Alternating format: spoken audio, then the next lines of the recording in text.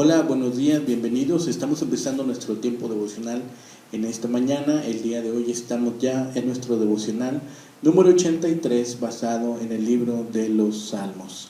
El título de nuestro devocional esta mañana es Plegaria pidiendo la destrucción de los enemigos del pueblo de Dios. Plegaria pidiendo la destrucción de los enemigos del pueblo de Dios. Vamos a hacer la lectura de nuestro salmo, que en esta ocasión es el Salmo 83, que nos va a servir como lectura para nuestro tiempo devocional. Dice la palabra de Dios: Oh Dios, no guardes silencio, no calles, oh Dios, ni te estés quieto, porque he aquí que rugen tus enemigos, y los que te aborrecen alzan cabeza. Contra tu pueblo han consultado astuta y secretamente, y han entrado en consejo contra tus protegidos. Han dicho: venid y destruyámoslo para que no sea nación, y no haya más memoria del nombre de Israel. Porque se confabulan de corazón a una, contra ti han hecho alianza las tiendas de los edomitas y de los ismaelitas, Moab y los agarenos, Gebal, Amón y Amelec, los filisteos y los habitantes de Tiro. También el asirio se ha juntado con ellos. Sirven de brazo a los hijos de Lot. Hazles como a Madián, como a Sísara, como a Javín en el arroyo de Sison, que perecieron en Endor, fueron hechos como estiércol para la tierra. Pon a sus capitanes como a Oreb y a Zeeb, como a Seba y a Salmuna, a todos sus príncipes que han dicho: heredemos para nosotros las moradas de Dios. Dios mío, ponlos como los torbellinos, como hojarascas delante del viento, como fuego que quema el monte, como llama que abraza el bosque. Persíguelos así con tu tempestad y atérralos con el torbellino. Llena sus rostros de vergüenza y buscan tu nombre, oh Jehová.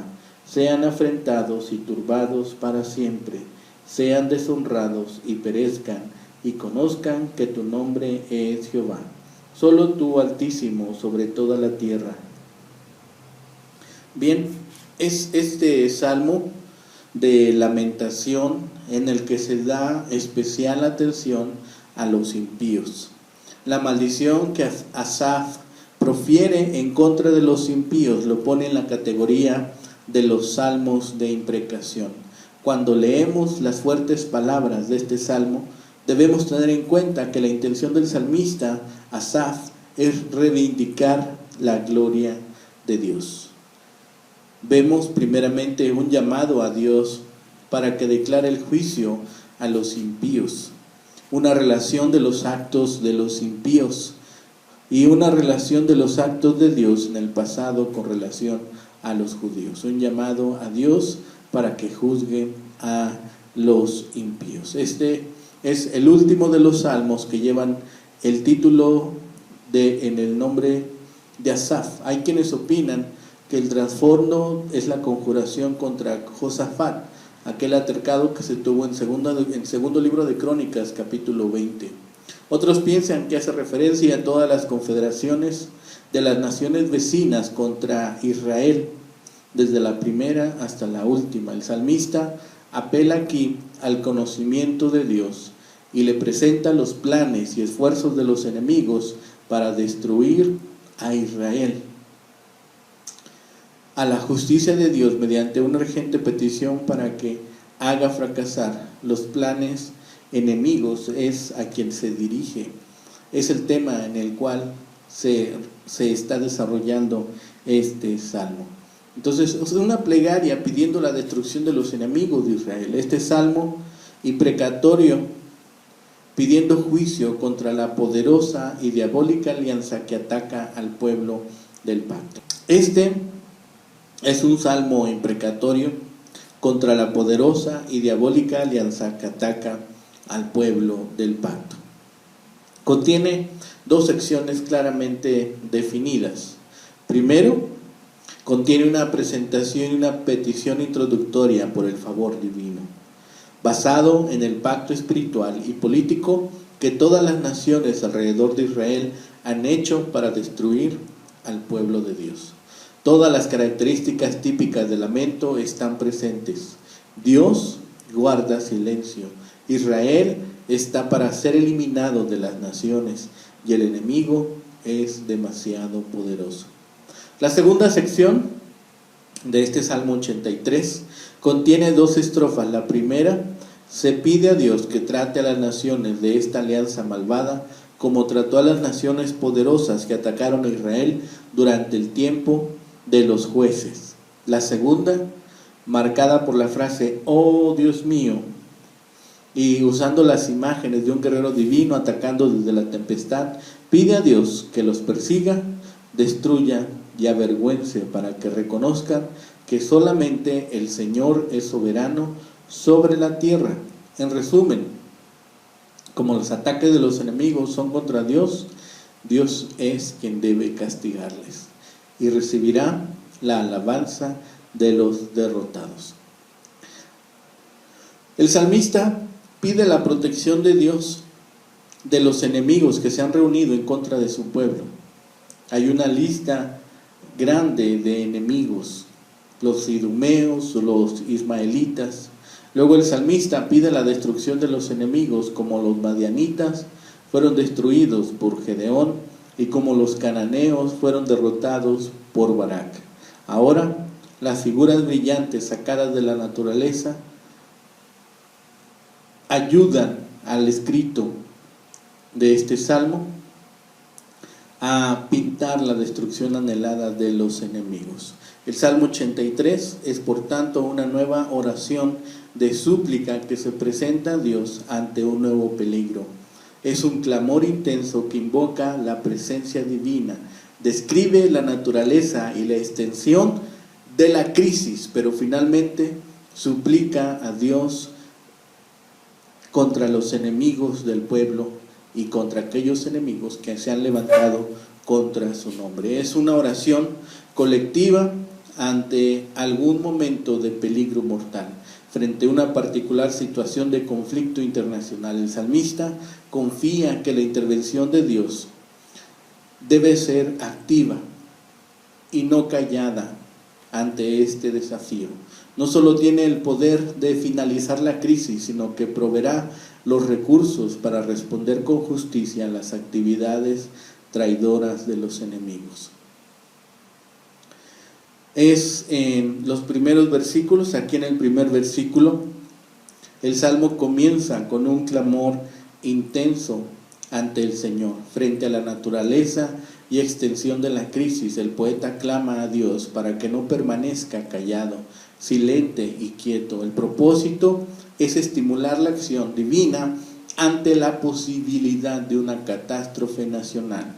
La finalidad poética es poner al Señor ante una importante disyuntiva histórica.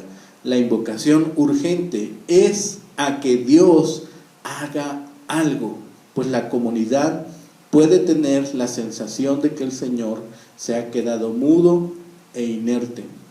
Después del versículo 2 al versículo 8, vemos una descripción genérica de lo que sucede. Se articula la crisis, se identifican las naciones enemigas, se presenta la gravedad del problema. Los enemigos del pueblo que se convierten en asociación, enemigos de Dios, se han organizado para tramar una serie adversa de planes nefastos contra Israel.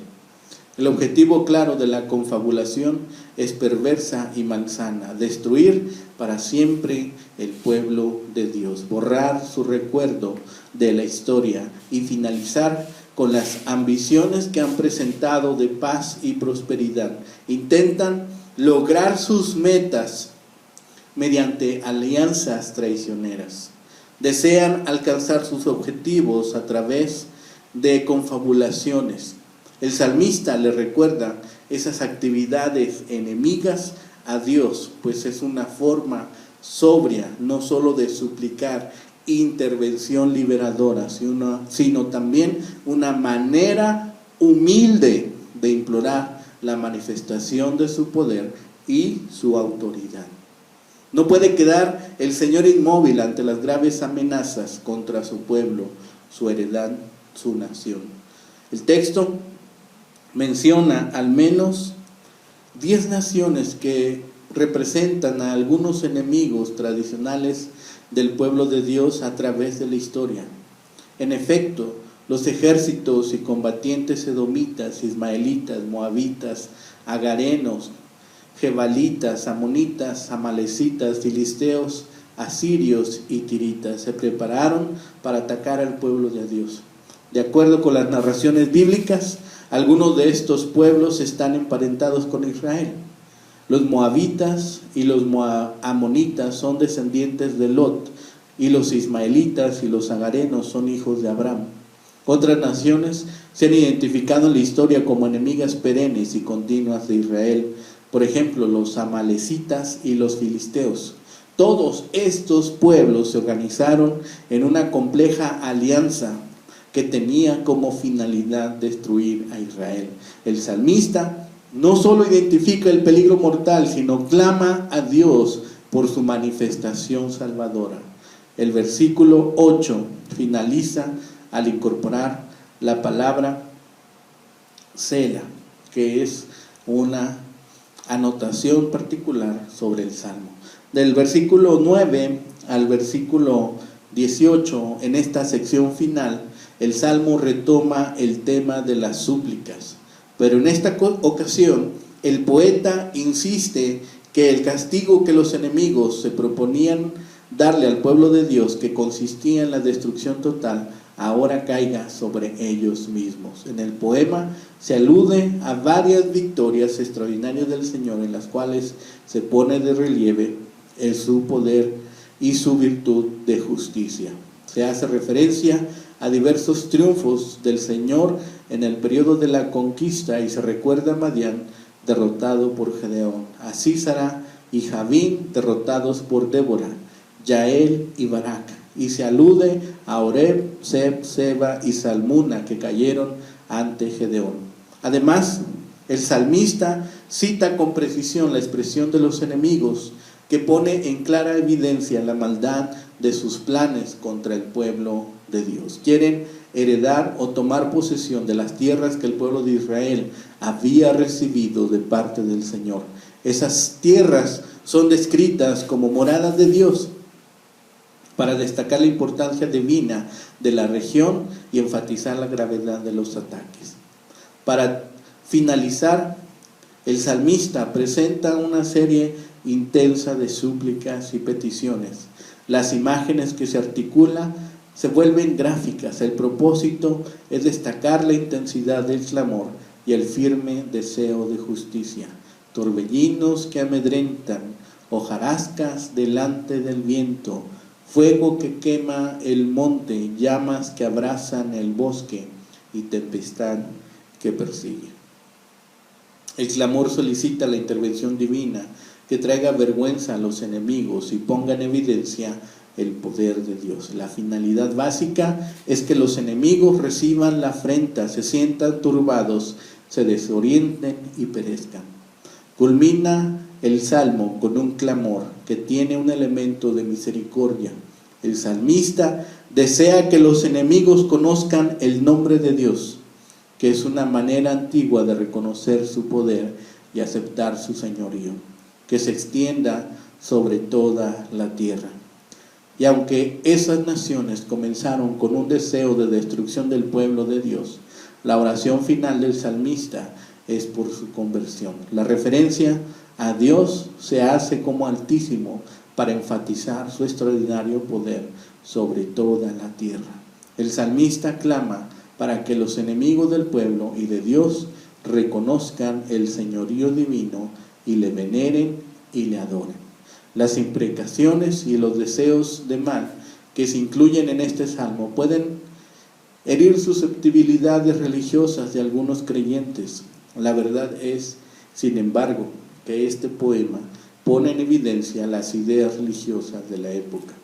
Particularmente, es un buen representante de la ley del talión. Sin embargo, no podemos ignorar que al final el salmista incluyó un elemento extraordinario de misericordia divina. Pide por ellos, pide que conozcan al Señor. La mejor forma de transformar a alguna nación o persona enemiga es procurando su conversión, y ese parece ser el deseo final del salmista. Las enseñanzas que Jesús de Nazaret nos dio en los evangelios se presenta por medio de varias verdades que se articulan en este salmo. Aunque el Señor no organizó un programa educativo, profético o evangelizador, tuvo contactos con personas de otros pueblos y naciones. Incluso mencionó que fuera de Israel había encontrado manifestaciones extraordinarias de fe. Y su ministerio tocó de manera dramática no solo a la comunidad judía, sino llegó también a los pueblos gentiles. Además, no ignoró ni rechazó las peticiones y las plegarias de personas y grupos de ellos que llegaban de otras naciones. Es un salmo, entonces, este que estamos revisando hoy, una oración para un momento de peligro nacional. Nos hace una descripción de los enemigos. Sabemos y podemos identificarles. Y este salmo se vuelve entonces importante para nosotros porque puede adquirir un nuevo significado de lo que podemos pensar y de lo que podemos llegar a vivir cuando alguna persona o cuando algún pueblo se levante contra nosotros. Podríamos pensar que el lenguaje que utiliza este Salmo 83, que el salmista que utiliza este lenguaje podría ser fuerte. Sí, es fuerte, pero no sin justificación. Cuando está en juego el honor de Dios, el amor puede mostrarse con mano firme. El salmista canta. El salmista plasma el salmo. Hay una pasión por el honor de Dios.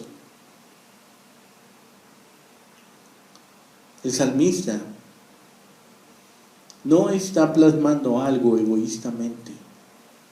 El egoísmo no canta ninguna canción. No tiene visión. Por el contrario, la pasión por la gloria de Dios es capaz de gran severidad, tanto como de gran ternura. Podemos estar rodeados de enemigos, podemos sentirnos apabullados, podemos sentirnos que estamos siendo devorados por los enemigos. Los hijos de Dios tendremos que aprender esta enseñanza. Tendremos que aprender a vivir para buscar la gloria de Dios. Y uno de esos elementos es que tengamos la capacidad también de buscar darle honor a Dios en todo tiempo. El salmista oró para que las naciones enemigas fueran llevadas por Dios como si se tratase de hojarasca ante el viento, y que ellos reconocieran que Jehová está sobre todos los gobernantes de la tierra. A veces debemos estar humillados por la adversidad antes que podamos buscar y ver a Dios. Antes de obtener la victoria final, debemos aprender también de las derrotas. ¿No sería mejor buscar a Dios en tiempos de prosperidad antes que esperar hasta que el juicio nos venga encima como un torrente? Busquemos a Dios hoy, en este tiempo. Busquemos a Dios hoy, en tiempo de adversidad. Anhelemos estar siempre delante de su presencia. Estemos buscando que Dios sea glorificado en todo tiempo. Vemos la aflicción de Israel. Vemos a Israel rodeado de enemigos y dependiendo por completo de Dios para su rescate. Aquí los enemigos del pueblo de Israel representan a todos los enemigos del pueblo de Dios. Ocurre lo mismo en el libro de Apocalipsis, en el que al más grande enemigo del pueblo de Dios durante la época del Nuevo Testamento se le llama Babilonia. El nombre de su mayor enemigo en los tiempos del Antiguo Testamento. Una ocasión histórica para este salmo es especialmente apropiado para la invasión de Judá que llevaron a cabo sus enemigos. Busquemos a Dios en todo tiempo. Busquemos a Dios aun cuando los enemigos nos tengan rodeados. Pueden ser muchas cosas que nos estén robando la tranquilidad. Aún por aquellas personas que nos maltratan, por aquellas personas que nos hieren, estemos orando para que ellos también puedan conocer a Dios. Estemos orando para que ellos puedan doblar su rodilla y reconocer a Jesucristo como su Señor y como su Salvador. Que el Señor les bendiga, que tengan un excelente día.